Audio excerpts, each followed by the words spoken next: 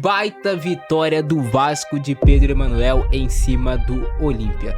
E tem uma coisa que a gente precisa destacar, é como o Pedro Emanuel mudou esse time do Vasco, animicamente e taticamente. O Pedro Emanuel ele conseguiu potencializar vários jogadores do Vasco.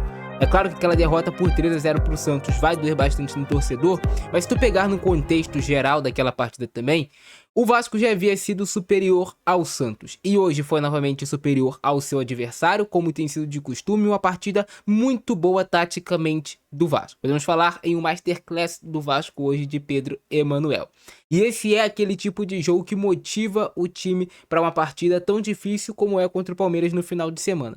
E o Vasco nem precisou utilizar a sua força máxima. Mas vem para o nosso quadro tático, para nossa prancheta tática, entender o que aconteceu nessa partida, porque o Vasco foi tão superior ao Olímpia e porque esse resultado também acabou ficando barato, ficou um resultado magro. Um resultado talvez mais honesto para essa partida, poderia ser um 5-6-1 pro Vasco em cima do Olímpia. Olha que o gol do Olímpia foi um golaço de fora da área. Hoje o Pedro Emanuel veio com algumas mudanças no time do Vasco, não uma mudança tática, mas sim uma mudança de peças. E a única intenção dele foi poupar alguns jogadores, segurar a minutagem dos que estavam mais cansados, mas as mudanças dele funcionaram perfeitamente pro encaixe dessa partida. A escolha do Pedro Emanuel por ter o Adson de um lado e o Andrés Gomes do outro, trouxe para esse time do Vasco velocidade e trouxe para esse time do Vasco algo que com certeza ele e a sua comissão técnica previram antes da partida. Um Olímpia jogando no Defensores del Chaco lotado provavelmente deixaria muitos espaços para contra-ataques. Além disso, também Adson e Andrés Gomes são jogadores que têm mais força e mais velocidade para marcar pressão. São jogadores que têm um pulmão que aguentam correr mais. Então eles aguentam voltar e aguentam também estar no campo de ataque fazendo essas transições. E eles foram muito bem nesse tipo de jogo buscado pelo Pedro Emanuel.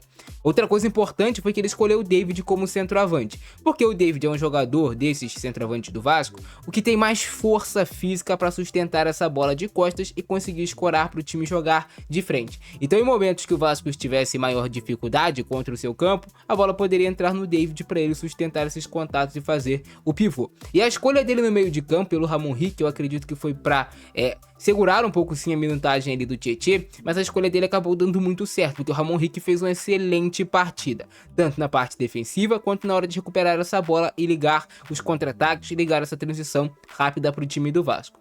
Muita gente massacrou e criticou o Thiago Mendes, mas o Thiago Mendes teve uma partida masterclass, é isso que a gente pode falar. Cara, o Thiago Mendes joga muita bola.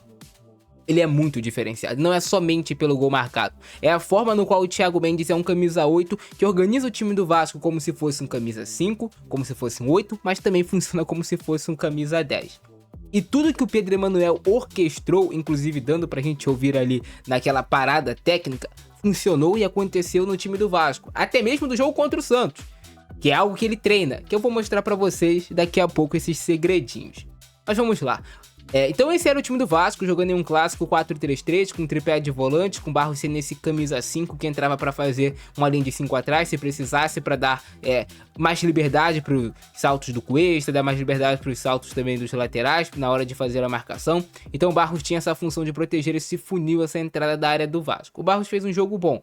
O Barros não pegou tanto assim na bola no jogo, mas nos momentos que ele teve a bola, ele conseguiu acertar os passes e na parte defensiva ele conseguiu cumprir o seu papel, que era preencher espaço nesse setor e trazer segurança para o time do Vasco jogar. Ele tinha um Cuiabano que era um lateral de muita força e, como era previsto, iria engolir fisicamente os jogadores do Olímpia, e hoje um Puma que fez um grande jogo. Eu não sou tanto aqui de elogiar o Puma quando ele joga de lateral, mas ele foi bem defensivamente e ofensivamente. Eu também gostei muito da movimentação do Puma, não só pelo gol marcado, mas hoje o Puma subiu na boa. Hoje eu vi um Puma muito mais consciente na hora de fazer os passes, eu vi um Puma mais motivado do que em outros jogos, e isso fez total diferença para o resultado do Vasco. Então o Vasco jogava nesse 4-3-3. Obviamente, quando o Vasco tinha a bola, se organizava dessa forma aqui. O Cuiabano abria um pouco mais, o Andrés Gomes poderia jogar nesse meio espaço, mas essas inversões aconteciam, do Gomes dando mais amplitude, do Cuiabano ultrapassando por dentro, o Thiago Mendes funcionando como esse camisa 8, mas com bastante liberdade também. Tanto que no gol do Adson, o Thiago Mendes aparece do outro lado, porque ele tá acompanhando a jogada, porque tinha muito espaço, mas a ideia do Pedro Emanuel era muitas das vezes ter isso aqui, ó. Gomes, Adson e Cuiabano. E aí você poderia ter um suporte de um David, tu pode ter um suporte aqui do Barros, do próprio Robert Renan, do Adson que pisa muito por dentro para dialogar e para fazer as jogadas do Vasco acontecer. E a mesma coisa poderia acontecer também no lado contrário, só que era o Ramon Rick, o volante do outro lado que dava esse suporte e funcionava como uma espécie de meia. O Barros ficava mais entre os zagueiros do time do Vasco, com o Robert Renan abriam, e o Puma tinha mais liberdade para atacar por esse lado aqui pela direita. Então essa era muito a ideia do técnico Pedro Emanuel. Você via em vários momentos o Adson funcionando realmente como se fosse um meia, o Adson entrando para gerar superioridade numérica quando o Vasco tinha posse de bola. É claro que o futebol é dinâmico, então o Adson também poderia jogar por aqui, ele também poderia jogar um pouco mais aberto, mas a maior parte do posicionamento do Adson era jogando nesse meio espaço aqui e organizando o time do Vasco em vários momentos. E, cara, essa engrenagem do Vasco funcionou quando o Vasco tinha posse de bola, tanto que o Vasco começa esse jogo diante do Olímpia se impondo. Por mais que o Vasco tenha saído atrás do placar, o Vasco se impôs em cima do time do Olímpia.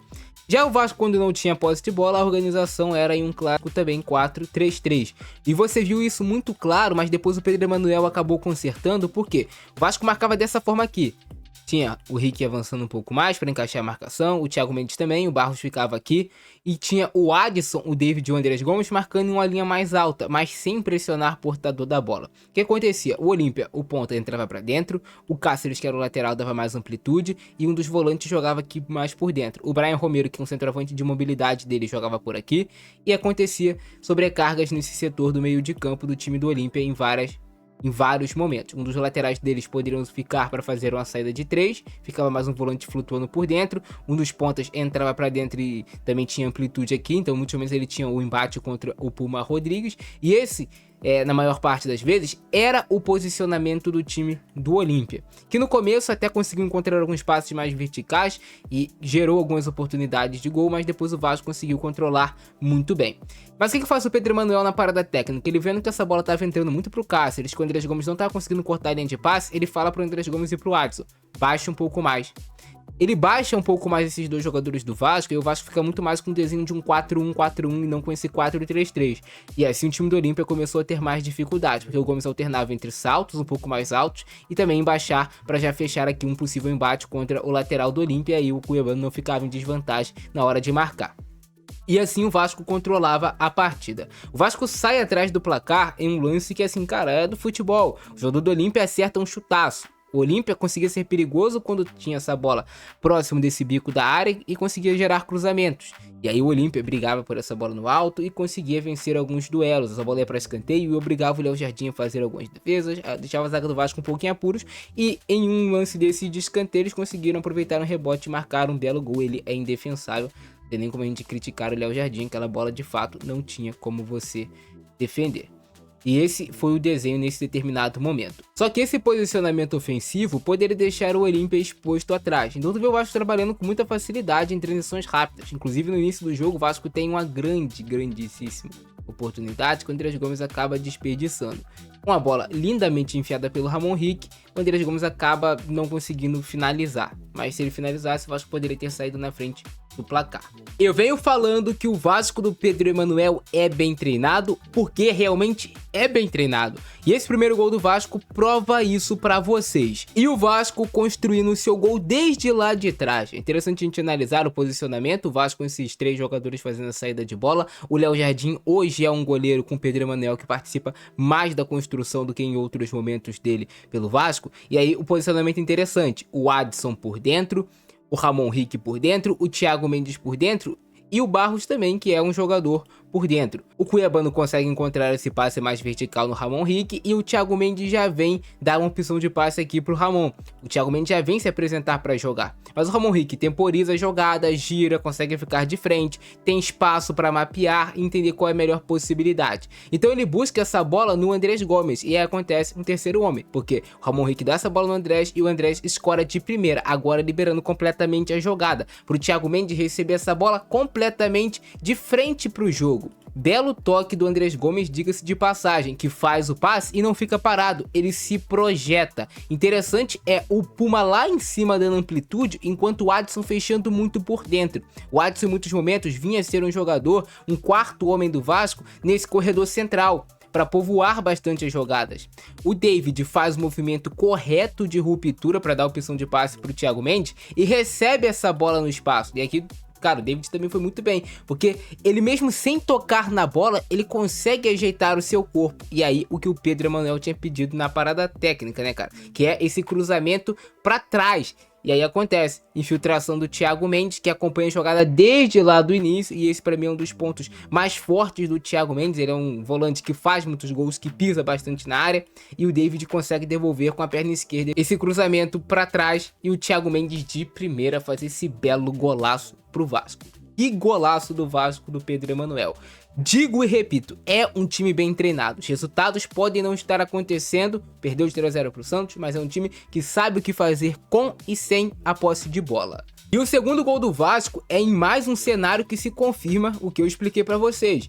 O Vasco jogando bastante em transição, jogando muito em campo aberto. Porque o Olímpia, jogando no Defensores del Chaco, vai tentar jogar de forma mais ofensiva e vai deixar espaço. Vai ser um time vulnerável. O Vasco morder no meio de campo, recuperar essa posse de bola, vai ter campo pra jogar. E de novo, a jogada saindo dos pés de quem? Do Thiago Mendes. Thiago Mendes mapeia, levanta a cabeça, vê quais são as melhores possibilidades. O Vasco sempre com esses triângulos pelos lados do campo. Aqui nesse caso era o Puma Rodrigues, era o Thiago Mendes. Se aproximava ali também para jogar o Andrés Gomes. Então é um time do Vasco que tem bastante aproximação. E aí você consegue criar uma rede de passes muito grande. E o David aqui como um exímio centroavante. Interessante aqui, o Vasco com superioridade numérica de um 3 contra 2. Então acaba dificultando essa marcação do Olímpia, que depois até encaixa aqui um 3 contra 3. O Thiago Mendes faz uma boa jogada aqui com o Puma. O Watson se aproxima para jogar mais uma vez, levanta a cabeça, mapeia. Mas o Watson não desperdiça a jogada. Ele poderia ter tentado essa bola lá no Cuiabano, mas ele prefere esse jogo de aproximação, esse jogo mais curto. Pro Puma Rodrigues, que tá uma posição melhor do que ele, executar o cruzamento. E vocês lembram lá do jogo contra o Santos, o Pedro Emanuel na parada técnica? Eu quero essa bola no canal. O que é o canal? É essa bola nessa região aqui. E aí o Puma Rodrigues faz esse passe perfeito.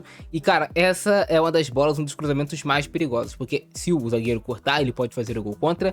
E se o atacante tocar, ele já tá muito próximo para marcar o gol. E aí o David faz um belo gol com o peito cheio de estilo. Interessante também o Cuiabano atacando lá, né, cara, dando essa opção de passe.